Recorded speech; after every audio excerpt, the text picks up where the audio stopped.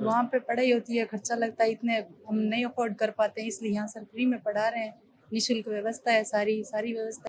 सबसे बेस्ट है, मतलब लड़कियों के लिए ना होता है कि जाने के लिए भी घर वाले अलाउड नहीं करते हैं, और ऊपर से पैसों की तो होती है, किसी के घर वाले अचीव करते हैं, किसी के नहीं कर पाते हैं। तो ये लड़कियों के लिए भी बेस्ट है, और आर्थिक स्थिति से जो कमज़ोर है घर वाले, उनके लिए भी बेस्ट है। शिक्षा की भी, और सबसे बड़ी बात है कि निःशुल्क है। हम क्या है, मीडियम फैमिली से हैं, तो हमें ये रहता है पैसे का कि मैं अभी बीएड की तैयारी कर रही हूँ, मैंने अभी दिया था बीएड का एग्ज़ाम। 2 महीने से आया हूँ बीएसटीसी की तैयारी कर। सर जो अखाराम जी सर हैं, उन्होंने बहुत अच्छा कार्य शुरू किया है। मतलब आज के जनरेशन में, आज के टाइम में ऐसे निःशुल्क तैयारी कोई करवा नहीं सकता। मतलब हर कोई दान देता है, पर पढ़ाई के नाम पे कोई दान नहीं देता। यहाँ पे मुझे लगभग 6 महीने हो गए हैं, और सीईटी वाला है अभी, तो बीएसटीसी वाला पेपर दिया था। अब यहाँ तैयारी कर रहा हूँ पिछले 6-7 महीने से एसआई की तैयारी कर रहा हूँ। सर और उनकी सर की पूरी टीम बहुत सही है। 1 साल कंप्लीट हो गया है और दोबारा आई हूँ। पढ़ाई बढ़िया करवा रहे हैं सर, सारे टीचर अवेलेबल है, वो निःशुल्क पढ़ाते हैं सारे टीचर। इंग्लिश, मैथ सर खुद पढ़ाते हैं। इंग्लिश हो गया, रीजनिंग हो गई, हिंदी हो गया, सारे सब्जेक्ट पढ़ाते हैं। 6 बच्चे हैं, मेरे मित्रों की है, परिवार की है, तो ऐसे ही पढ़ाने की इच्छा थी, फ्री पढ़ाएँगे। तो जब फ्री पढ़ाएँगे तो उन्होंने कहा फ्री पढ़ाएँगे तो देख लेना आप, कोई दिक्कत नहीं है।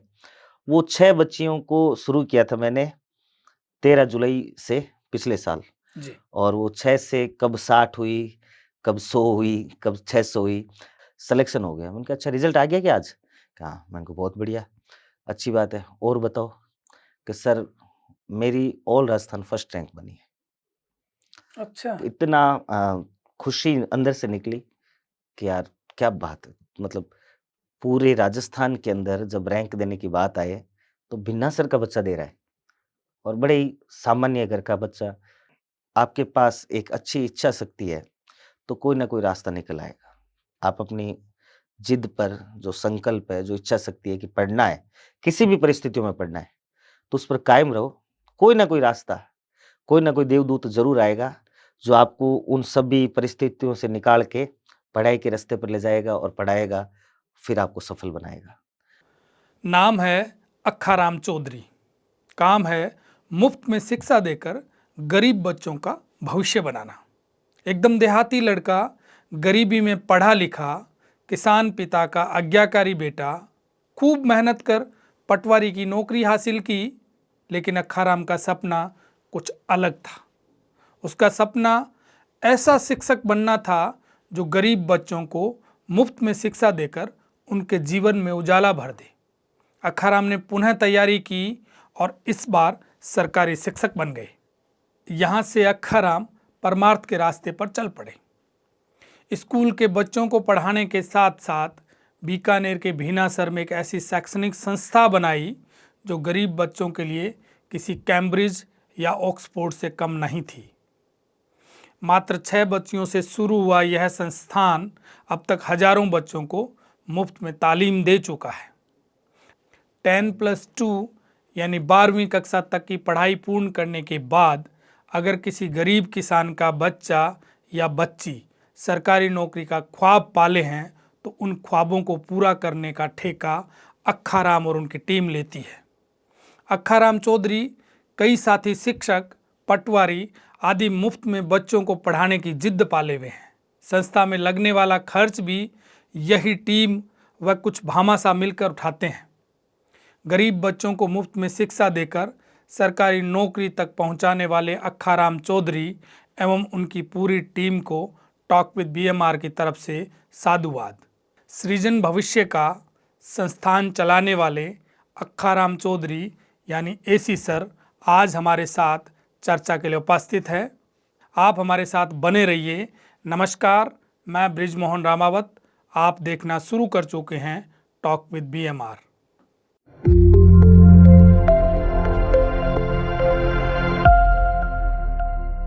अखाराम जी, टॉक विद बीएमआर में आपका बहुत बहुत स्वागत। धन्यवाद, नमस्कार। सृजन भविष्य का आप एक संस्थान चला रहे हो।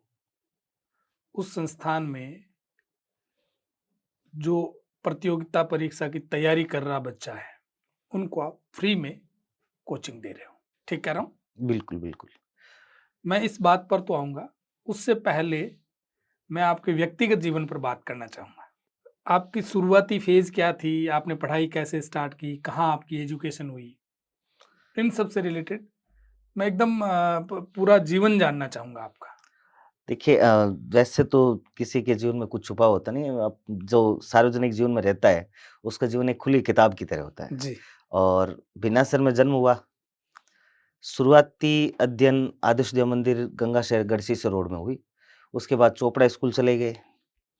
चोपड़ा स्कूल में 12th करने के बाद बीएससी बायो से थे हम, 12th 11th-12th। तो 1 साल पीएमटी की तैयारी की।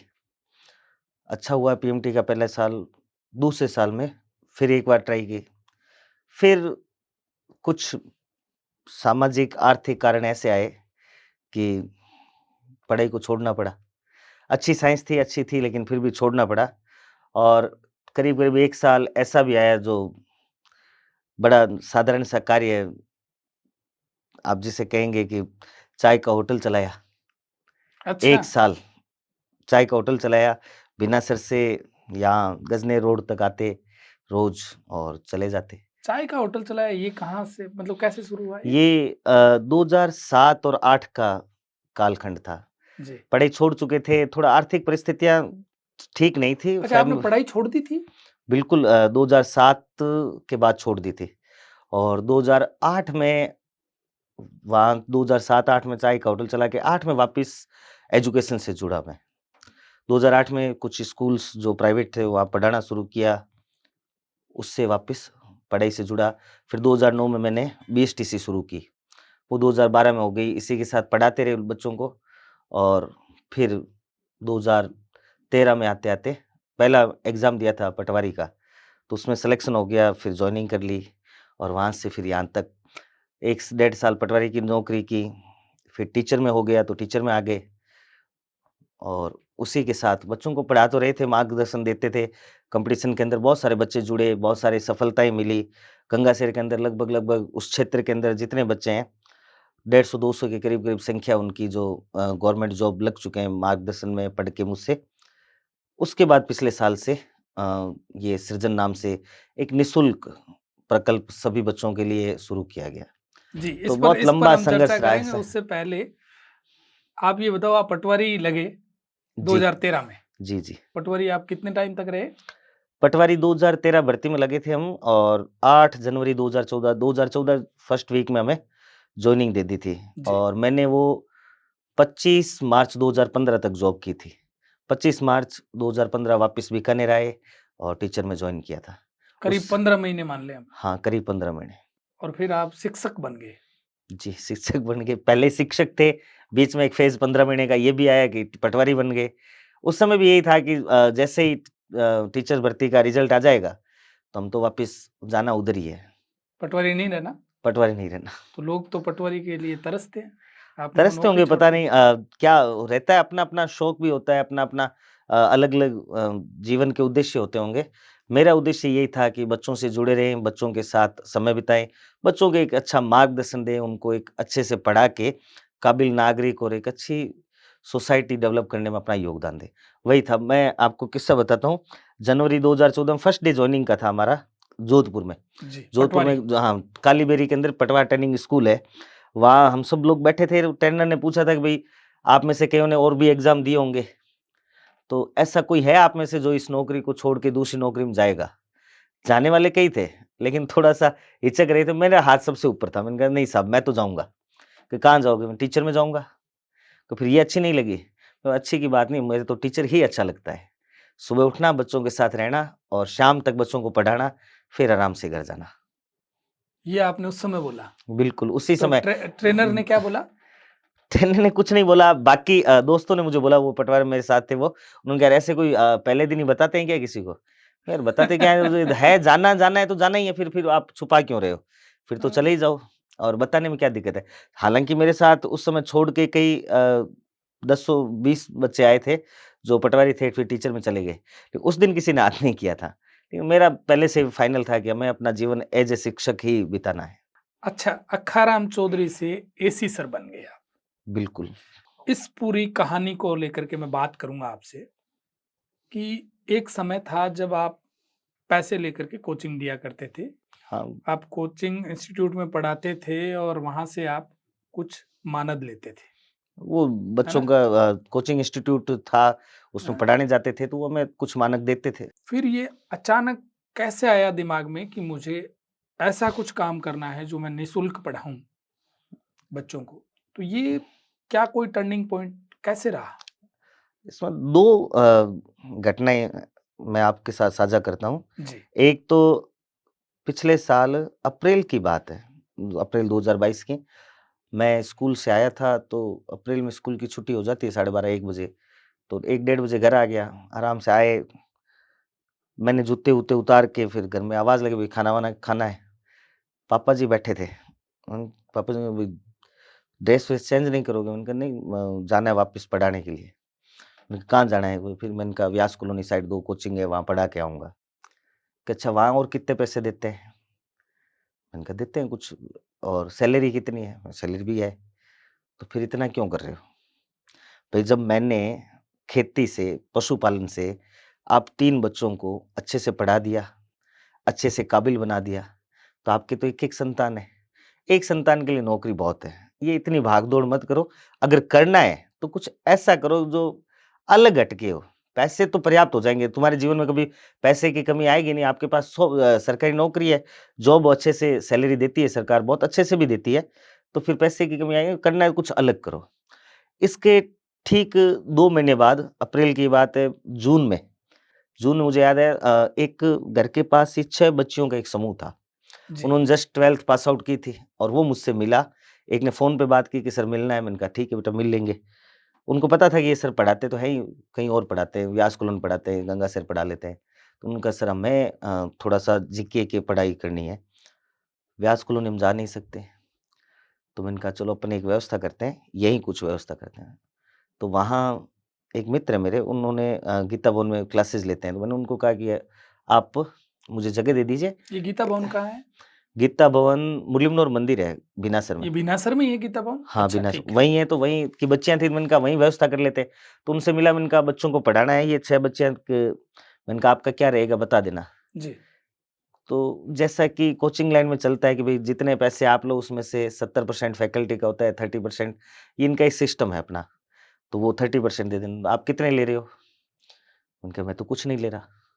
6 बच्चियाँ हैं, मेरे मित्रों की है, परिवार की है, तो ऐसे ही पढ़ाने की इच्छा थी, फ्री पढ़ाएँगे।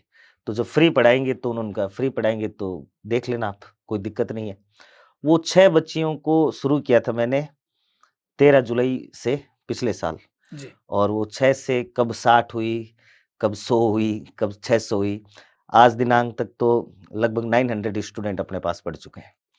और उन 6 बच्चियों से ही ये कहानी शुरू हुई, और उन 6 बच्चियों को जब पढ़ाना शुरू किया था तो मैंने कहा ये कुछ नाम तो दें, हम जब शुरू कर रहे हैं। जी, तो मेरे एक मित्र हैं, उनका नाम कुछ नया ही दे रहे हो, कुछ कर ही रहे हो, तो उनका नाम दो सृजन, टू बी डेवलप, जो किसी को बनाए, वैसा नाम रख के फिर शुरू कर दिया। वहीं से ये कहानी चल पड़ी, आज बहुत अच्छे से सबके सहयोग से चल रहा है। सृजन भविष्य का। जी, सृजन भविष्य का। आप फ्यूचर बनाते हो। हाँ, वी मेक फ्यूचर। कोशिश करते हैं बच्चे अच्छे से पढ़ लें, अच्छे से पढ़ाएँ उनको, समझ विकसित करें, और फिर वो अपना फ्यूचर तो बनाएँगे, बनाएँगे। तो अभी आप किसी से 1 रुपए नहीं लेते? किसी से भी किसी भी तरह का कोई शिक्षण शुल्क, कोई पैसा किसी भी रूप में हमारी संस्था नहीं लेती। जब भी मैसेज आता है मेरे पास, कॉल भी आते हैं, मैसेज आते हैं, तो कहते हैं सर पहले तो क्वेश्चन ही यही होता है बच्चों का जी, कि सर फीस कितनी है? मैंने कहा बेटा अपने यहाँ सब फ्री ऑफ कॉस्ट है, और आपको पहले से सूचित होगा कि नहीं सर, सूचित तो है लेकिन फिर भी विश्वास नहीं होता तो कन्फर्म कर रहे हैं। मैंने कहा नहीं चिंता मत करो, यहाँ सब फ्री ऑफ कॉस्ट ही चलेगा। क्या-क्या पढ़ाते हैं आप वहाँ? हमारे वहाँ हम एक बेसिक फाउंडेशन बैच लेते हैं, जैसे 12th पास आउट हो गया बच्चा, जी, अब उसके बाद वो राजस्थान पुलिस के अंदर तैयारी करने जाएगा, पटवारी जाएगा, रीट देगा, आरएस फाउंडेशन दे सकता है, ये सब एग्जाम देगा ना, तो उसमें बहुत सारे सब्जेक्ट आते हैं। जैसे राजस्थान पुलिस देगा तो उसको Rajasthan GK, India GK, math, reasoning, science ये पढ़ना होता है, कंप्यूटर साइंस साथ में। लेकिन जब वो पटवारी देगा तो उसको हिंदी भी पढ़नी है। तो हमने एक बेसिक सिलेबस बनाया है जिसमें सभी एग्जाम के सभी सिलेबस कंक्लूड करके वो सारे अपन तैयारी करवाते हैं। जिसमें राजस्थान जी के हो गया, इंडिया जी के हो गया, math, reasoning, Hindi, English, science, computer science. ये 8 सब्जेक्ट है। 8 सब्जेक्ट का एक मिक्स लगभग 6-7 महीने का अपना सिलेबस होता है। 6-7 महीने बच्चे पढ़ते हैं और उन 8 सब्जेक्ट की बहुत बेसिकली और बहुत अच्छे से तैयारी उनको करवा देते हैं। इसके तो टीचर अलग-अलग होंगे? हाँ, सबके टीचर अलग-अलग हैं। तो वो भी फ्री ऑफ कॉस्ट पढ़ाते हैं सारे? बिल्कुल, सारे फ्री ऑफ कॉस्ट पढ़ाते हैं और मुझे इस बात की खुशी है, गर्व भी है जी। कि मुझे ऐसे दोस्तों का, ऐसे टीचर्स का साथ मिला और ये मुहिम मैं इस तरह से आगे चला पा रहा हूँ। बहुत अच्छा गर्व फ़ील होता है कि हमने जो शुरू तो हमने किया, लेकिन उनका अपने से खुद से चला के आना और बच्चों को पढ़ाना, बहुत अच्छा लगता है जब वो आके पढ़ाते हैं तो। और दूर से आके पढ़ाते हैं, मैं तो वहीं रहता हूँ, वो दूर-दूर से आके पढ़ाते हैं। जैसे रीज़निंग के अपने एक टीचर हैं मुकेश जी, वो यहाँ मुक्ता प्रसाद साइड से वहाँ जाके पढ़ाते हैं। इंग्लिश पढ़ाने के लिए दीपक कुमार सक्सेना है, वो गंगानगर चौराहे से गंगाशहर जाके पढ़ाते हैं। विनोद कांडपाल सर हैं, वो इंडिया जीके पढ़ाते हैं, वो व्यास कॉलोनी से आते हैं। राम कुमार जी बिश्नोई वो कंप्यूटर साइंस पढ़ाते हैं, वो हालाँकि गंगाशहर के ही हैं। गजेंद्र सोलंकी हिंदी पढ़ाने के लिए, वो भी वहीं के हैं। तो बहुत सारा ग्रुप मिलके सारा ये चीज़ें चला रहा है। मैं उन सब टीचर्स का भी धन्यवाद देता हूँ।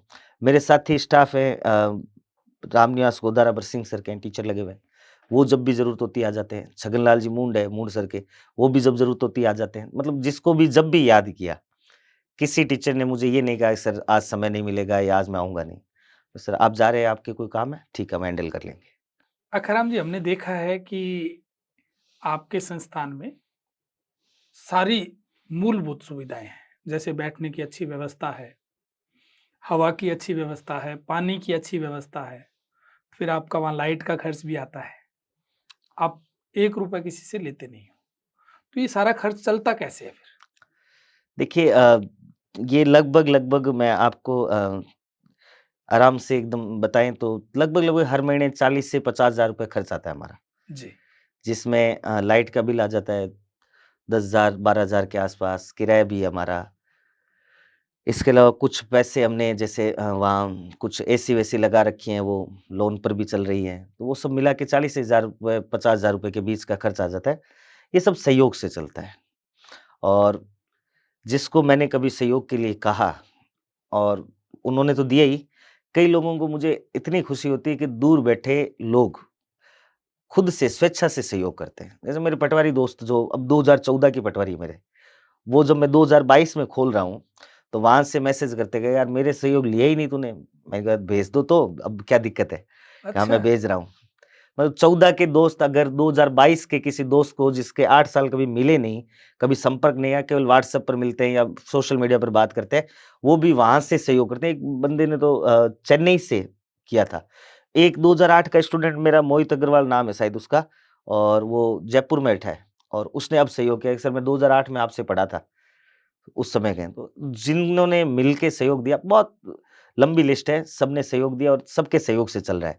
और मैं तो यही कहता हूँ कि ये सबके सहयोग से जितना ज़्यादा चलती रहे उतना अच्छा है। बच्चों को लाभ होता है और एक अपने अकाउंट के अंदर शब्द है सीएसआर, आप तो परिचित हैं, company social responsibility. Corporate social हाँ, रिस्पॉन्सिबिलिटी। तो 2% होता है वो शायद जी। टोटल प्रॉफिट का। प्रॉफिट मैं इसको अपने दोस्तों को कहता हूँ ये अपनी पीएसआर है, पर्सनल सोशल रिस्पॉन्सिबिलिटी है। भाई क्या पर्सनल बात है। सोशल रिस्पॉन्सिबिलिटी होनी चाहिए ना, अपनी जिस समाज ने अपने को इतना दिया, जी। आज आप जिस पद पर हैं, जिस रूप में, वो बिना समाज के सहयोग के तो हो नहीं सकता था। व्यक्ति जो कुछ भी बनता है, उसमें उसके समाज और उसके समाज का बड़ा एक हिस्सा होता है सराउंडिंग उसको। का ही हिस्सा होता है। जी। तो जब उसने सराउंडिंग से इतना कुछ लिया है, तो फिर देने में दिक्कत क्या है? 1% दीजिए, आधा % दीजिए, 2% दीजिए, ये हमारी व्यक्तिगत सामाजिक दायित्व है। और मैं समझता हूँ कि हर व्यक्ति को समझना चाहिए कि हमारा एक व्यक्तिगत सामाजिक दायित्व है समाज के प्रति कि उस समाज से जिससे हम बहुत कुछ लेके बहुत कुछ बने हैं, उसके प्रति अब हमारा दायित्व है कि हम उसको और अच्छे से बनाएं। और जब सब मिलके इस तरह से सोचेंगे तो बहुत अच्छा बनेगा भी। आपके इंस्टीट्यूट में हमने देखा है कि लड़कियां ज़्यादा है, लड़के कम हैं।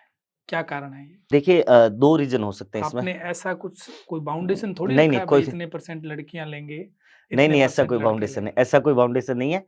इसके 2 रीज़न हैं। एक तो बॉयज़ जो होते हैं, लड़के जो होते हैं, वो दूर तक जाके पढ़ सकते हैं। एक ये रीज़न मैं मानता हूँ। भई कोई बच्चा है सीकर चला गया तैयारी करने के लिए, जयपुर चला गया या गंगा शहर का है और व्यास कॉलोनी चला गया, ऐसा भी हो सकता है। एक तो ये होता है कि बच्चे ट्रैवल कर सकते हैं, जा सकते हैं बाहर पढ़ने के लिए। लड़कियों में ये अभी थोड़ा-सा अपना सामाजिक स्तर ऐसा नहीं है कि उतना दूर भेजा जाए। हालाँकि जाते हैं, ऐसी कोई दिक्कत नहीं है, लोग बहुत दूर-दूर तक जाते हैं, बच्चियाँ अब तो काफ़ी आगे तक पहुँची है। तो एक मैं मानता हूँ वो रीज़न है। दूसरा रीज़न ये है कि अपना खुद का एक सामाजिक रवैया ऐसा है कि मान लीजिए आपकी 3 संतान हैं, 1 लड़का है, 2 लड़कियाँ हैं या 2 लड़के, 1 लड़की है। अब आपके पास पूँजी तो सामान्य रूप से सीमित ही है। जी। आपको पढ़ाने पर खर्च करने की बात आएगी तो आप बॉयज़ को प्रेफ़र करोगे कि यार इन पर लगा देते हैं। लड़की को देखते हैं आप या तो सेल्फ करो या फिर कॉलेज कर लो, फिर बीएड में नंबर आएगा तो देखेंगे, ऐसा कुछ करते रहते हैं। ये एक सामान्य धारणा बनी हुई है। देखो इस बात को आप झुठला नहीं सकते जी। कि ये है स्थिति हमारी कि लड़की पर पैसे खर्च करने और लड़की या लड़के में से अगर एक चूज़ करना पड़े, तो हम लड़के पर पैसा खर्च करना प्रेफ़र करते हैं। ये अपनी धारणा है। तो उस वजह से भी लड़कियों को जो मौका नहीं मिल रहा था, हमारी संस्था उनको अच्छे से मौका दे रही है और खुशी भी है कि लड़कियाँ इस मौके का बहुत अच्छे से दोनों हाथों से फ़ायदा ले रही है।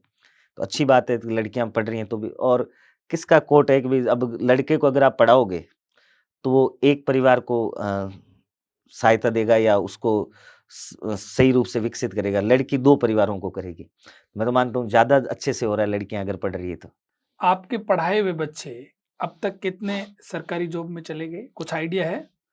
एग्ज़ैक्टली तो गिनती नहीं रही होगी लगभग 150 से 200 के बीच-बीच स्टूडेंट हमारे अच्छा, लग गए जॉब में। जॉब लग चुके हैं।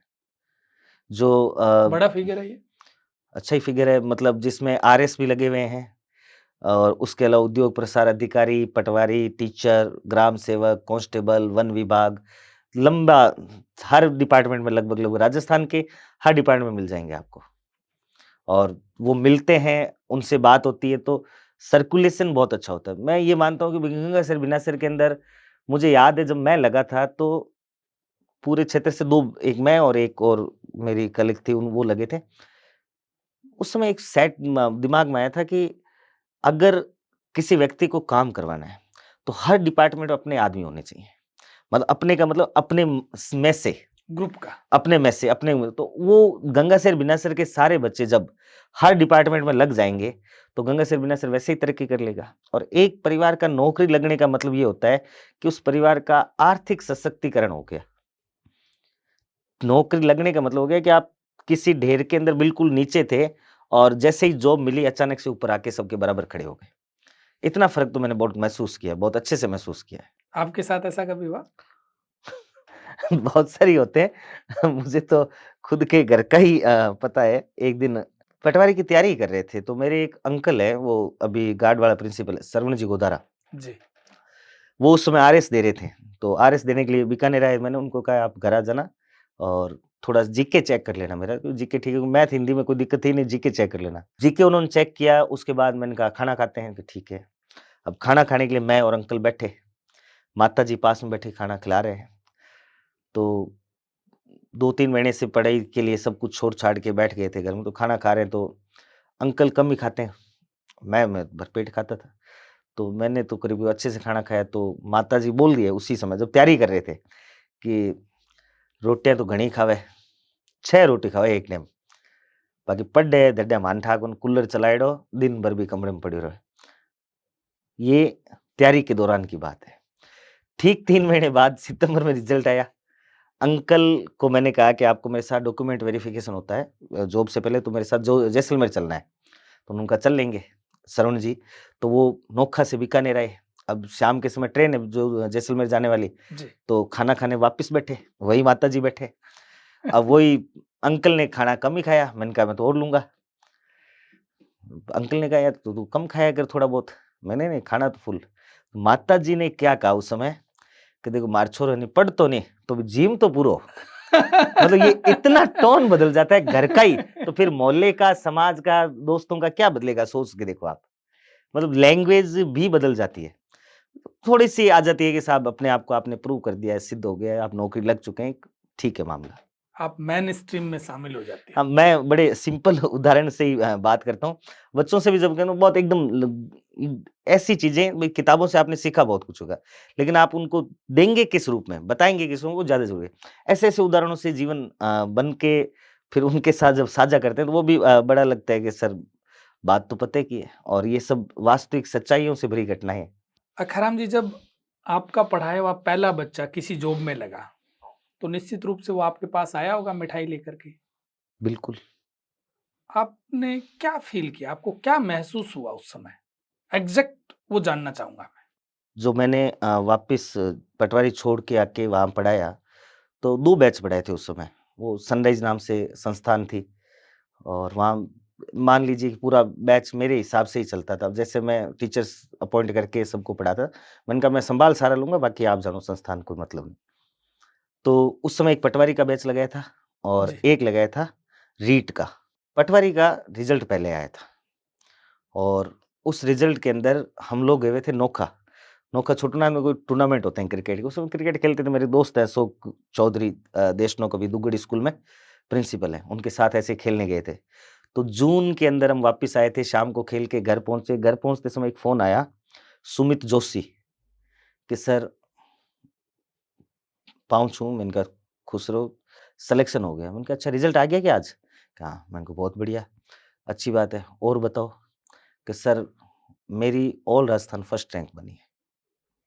अच्छा। तो इतना खुशी अंदर से निकली कि यार क्या बात है! मतलब पूरे राजस्थान के अंदर जब रैंक देने की बात आए, तो भिन्नासर का बच्चा दे रहा है और बड़े ही सामान्य घर का बच्चा, वो भी बिल्कुल ही मेरा पढ़ाया हुआ। सामान्य घर का बच्चा, बिल्कुल हमारे पढ़ाया हुआ, भिन्नासर में पढ़ाया हुआ बच्चा, फर्स्ट रैंक दे रहा है। मैं उसके उसी समय अशोक जी को मैंने कहा चलते हैं अपन घर चलते हैं उनके। घर चल के पहुँचा, मिठाई खिलाई उन्होंने और मैंने खूब बधाई दी। मैंने कहा ये कैसे पता कैसे चला भई फर्स्ट रैंक है? कि सर आरएस फ़ोन आया था। आरएसएम एसएसबी जो है ना बोर्ड, वहाँ से फ़ोन आया था, उन्होंने कहा कि आपको बधाई है, फर्स्ट रैंक आई है। मैंने कहा ठीक है, अच्छी बात है। अगले दिन अखबार में नाम भी आया। तो उसी बैच में 3 और बंदे पटवारी लगे। बरसिंह सर के कुंभाराम जी गोदारा है, उनके एक लड़का राजूराम गोदारा पटवारी है और एक उनका बड़ा भाई सोनलाल। एक मेरे साथ पटवारी थी कौशल्या जी, अभी टीचर हैं वो भी। उनकी एक छोटी सिस्टर इंदिरा बिश्नोई, वो भी उसी बैच में लगी थी। तो एक ही बैच में जिसमें ज़्यादा बच्चे नहीं थे, 40 बच्चे थे। 40 में से 4 एक साथ पटवारी लगे। मैंने कहा देखो कौशल्या जी ऐसा है, हम 2 लगे थे, 2 से 4 तो हो गए। अगली बार कोशिश करेंगे 8 हो, 16 हो। तो पहला सिलेक्शन वो सुमित जोशी का था, राजू राम का था, इंदिरा का था, ये सब था। बहुत खुशी हुई अंदर से कि साहब अगर मेहनत करेंगे ना, तो राजस्थान की दूसरी किसी की भी इतनी हिम्मत नहीं है कि भई भिन्नासर, गंगाशहर या अपने जो ग्रामीण क्षेत्र के बच्चे को पछाड़ सके। जैसे बरसिंह सर के थे वो 2 भाई-भाई जो लगे थे। तो बहुत खुशी तो होती है, बहुत अच्छी होती है और वो आज भी दिन याद है। वो समय, काल, परिस्थिति बिल्कुल एज़ इट इज़ ऐसे है कि जैसे कोई सुनहरा जीवन जिया उस समय। वो घंटे, 2 घंटे जो बिताए ना, इतनी खुशी जिसकी कोई सीमा ना हो। तो अभी भी बहुत और जीवन भर याद भी रहेगा मुझे तो कि मैंने ये एक चीज़ की थी। और वो एक सामान्य घर से बच्चा जब निकलता है, बिल्कुल, अभी तक भी उसके बाद तो उनकी एक बहन और मेरे पास पढ़ने आई सुमित की, वो भी लग गई। अभी उनकी एक छोटी बहन और है, वो यहाँ पढ़ने और आ रही है। मतलब उन घर से 3 बच्चे आए हैं, 2 लग चुके हैं, 1 अभी पढ़ रही है। जिसने अभी स्टार्ट ही किया, 12th पास आउट किया, अभी स्टार्ट किया है। तो सामान्य घर के बच्चे हैं। देखो क्या है कि जीवन में जो समृद्ध है ऑलरेडी है ना, वो जॉब की तैयारी नहीं करते। वो बिज़नेस कर सकते हैं और कुछ करते हैं। जो सामान्य घर व बच्चे होते हैं ना, उनको ज़्यादा ज़रूरत होती है और वो इस चीज़ के लिए खूब लड़ते हैं, खूब संघर्ष करते हैं, खूब मेहनत करते हैं और अंततः सफल भी होते हैं। अब आपका क्या इरादा है? कहाँ जाना है आपको? भविष्य के लिए लेकर कोई इतनी कोई ज़्यादा लंबी-चौड़ी योजनाएँ मैं बनाता नहीं। ये है कि अच्छे से ये संस्था चल रही है, चले। एक स्कूल भी ऐसी बनाई जाए, जो वंचित वर्ग के बच्चों को पढ़ा सके। ये देखिए शिक्षा का व्यवसायीकरण हो गया, कोई भी कारण रहा हो, हज़ार कारण रहे, चाहे सरकारी स्तर पर रहे, चाहे हमारे खुद के स्तर पर रहे, व्यवसायीकरण हुआ, खूब अच्छे से हुआ। आपने जीवन भर में जितनी पैसे अपनी पढ़ाई पर खर्च नहीं किए होंगे, आपके लड़के के पहले साल में लग गए होंगे। ये एक सच्चाई है और ये जी। मेरे साथ भी है, आपके साथ भी, सबके साथ है। लेकिन फिर भी कहीं न कहीं कुछ दरवाजे या कम से कम एक दरवाज़ा ऐसा होना चाहिए, जिसमें हम उन बच्चों को पढ़ा सकें, जो इतनी बड़ी फीस या इस कॉमर्शियलाइजेशन में अपने आप को एफर्ड या खड़ा नहीं कर पाते, उनके लिए एक व्यवस्था होनी चाहिए। वो स्कूली सिस्टम में भी होनी चाहिए, वो स्कूल के बाद कॉम्पिटिशन के लाइन में भी होनी चाहिए। महिलाओं के लिए बच्चियों के लिए अगर इस तरह की व्यवस्था है तो और अच्छी बात है। तो ऐसे कुछ होना चाहिए, जैसा मेरा एक प्लान है स्कूल का, पता नहीं ईश्वर कब करेगा, करवाएगा, जी। वो भी है। बच्चों के लिए ये जो है, ग्रामीण बच्चों के बड़े दिक्कत रहती है। मतलब कुछ बच्चियाँ जैसे आस-पड़ोस के गाँव के फ़ोन आते हैं, लड़कियों के भी, भई सर हम अप डाउन कर नहीं सकते इतने दूर से, क्योंकि मेरा भी टाइम शेड्यूल इतना खराब है, मैं खराब ही कहता हूँ, भई सुबह 7 बजे पढ़ाऊँगा मैं तो या तो, और या फिर शाम को 5 बजे बाद पढ़ाऊँगा, बीच में मैं मेरा स्कूल जाऊँगा जहाँ मैं पढ़ाता हूँ। तो 5 बजे बच्चा अगर आएगा तो फिर वो घर कब जाएगा गाँव से? तो उन बच्चियों के लिए, उनमें से कुछ मेधावी बच्चियों को छाँट के हम एक व्यवस्थाएँ दें, उनको एक हॉस्टल या इस तरह की व्यवस्थाएँ दे दें, जहाँ वो रह सकें और बाद में पढ़ सकें। और उनको अगर तैयार करवाएँ 40, 50, 100 बच्चियों को, तो निश्चित रूप से उनमें सिलेक्शन रेशियो 50% से ज़्यादा रहेगा। ऐसी व्यवस्थाएँ भी की जानी चाहिए, कोशिश कर रहे हैं। भविष्य में आपको ये सुखद समाचार भी मिलेंगे कि ऐसा कुछ हुआ है। ऐसे बच्चे जिनकी पारिवारिक परिस्थिति बहुत कमज़ोर है, आर्थिक परिस्थिति बहुत कमज़ोर है और वो पढ़ना चाह रहे हैं, आप उनको क्या मैसेज देना चाहेंगे? देखिए अर्थ युग के अंदर ये बड़ा मुश्किल है कि आर्थिक स्थिति कमज़ोर होने के बाद पढ़ना। लेकिन अगर आपके पास एक अच्छी इच्छा शक्ति है, तो कोई ना कोई रास्ता निकल आएगा। आप अपनी जिद पर, जो संकल्प है, जो इच्छा शक्ति है कि पढ़ना है, किसी भी परिस्थितियों में पढ़ना है, तो उस पर कायम रहो। कोई ना कोई रास्ता, कोई ना कोई देवदूत ज़रूर आएगा, जो आपको उन सभी परिस्थितियों से निकाल के पढ़ाई के रास्ते पर ले जाएगा और पढ़ाएगा, फिर आपको सफल बनाएगा। तो ईश्वर पर कायम रहे, अपनी खुद पर कायम रहे। There is a will, there is a way, एक कहानी है, स्लोगन अपने कि जहाँ कोई इच्छा है, वहाँ कोई ना कोई रास्ता निकल आता है। तो आर्थिक परिस्थितियाँ सामान्य रूप से सबकी क्या, किसी की अच्छी नहीं होती। सबके जीवन में संघर्ष होता है, सबके जीवन में संघर्ष है। किसी का संघर्ष किसी अन्य रूप में, किसी का संघर्ष किसी अन्य रूप में। तो आपके जीवन में भी रहेगा, सामान्य रूप से सबके रहेगा। तो आपको उससे घबराना नहीं है, सामना करें। निश्चित रूप से कोई ना कोई रास्ता निकलेगा, वेट एंड वॉच करना पड़ेगा। मैंने ये सवाल आपसे इसलिए पूछा कि एक समय था आपने एक चाय का होटल किया और उसके बाद आप पटवारी बने, शिक्षक बने और अब आप एक बहुत बड़ा काम कर रहे हो समाज के लिए। तो मेरा सवाल लाज़मी था और आप जो जवाब देंगे, वो एक प्रेरणा बनेगी। देखिए परिस्थितियाँ किसी के वश में होती नहीं है। मैंने जैसा कहा ना कि आपको रास्ता ज़रूर मिलेगा। अपने आप को मज़बूत बनाए रखना है। अपनी जो पावर्स है, पढ़ने की जो आपकी है, उस पर अगर आप कायम रहेंगे तो निश्चित रूप से निकलता है रास्ता। और मैं खुद को तो क्या कहूँगा, भई उदाहरण हूँ या हूँ। मैंने ये कइयों के जीवन में देखे हैं, कइयों के जीवन में देखे हैं। बहुत सारे ऐसे स्ट्रगलर स्टूडेंट मेरे रहे, और शायद मैं ऐसा मानूँ कि मेरे ज़्यादा रहे होंगे सबसे, जिनको बहुत अच्छी मंजिल पर उन्होंने प्राप्त की, जॉब लगे, आज वो बहुत अच्छी सिक्योर लाइफ़ जी रहे हैं। सबका अपना-अपना संघर्ष है। जितने स्टूडेंट पढ़े हैं, सबका संघर्ष देखा है मैंने, और बहुत फ़ैमिलियर होता हूँ मैं बच्चों के साथ। ऐसा लगता ही नहीं कि भई मैं टीचर हूँ। तो सारी बातें मुझे जब वो बताते हैं, तो सबका संघर्ष जब निकल के आता है, तो सबकी कहानी में संघर्ष ही मिलेगा। किसी की कहानी, कोई राजकुमार, कोई राजा की कहानी यहाँ है ही नहीं। सबकी कहानी अपनी-अपनी अलग-अलग। अखराम जी, आप बहुत बड़ा काम कर रहे हो। आपको जितना साधुवाद दिया जाए, जितना आपको थैंक यू बोला जाए कम है। हमारी दुआएँ आपके साथ है कि आप इसी प्रकार से काम करते रहें और समाज को वेलफेयर करते रहें, समाज को एक कंट्रीब्यूट देते रहें। आप हमारे यहाँ पधारे, आपका बहुत-बहुत आभार, स्वागत। धन्यवाद सर।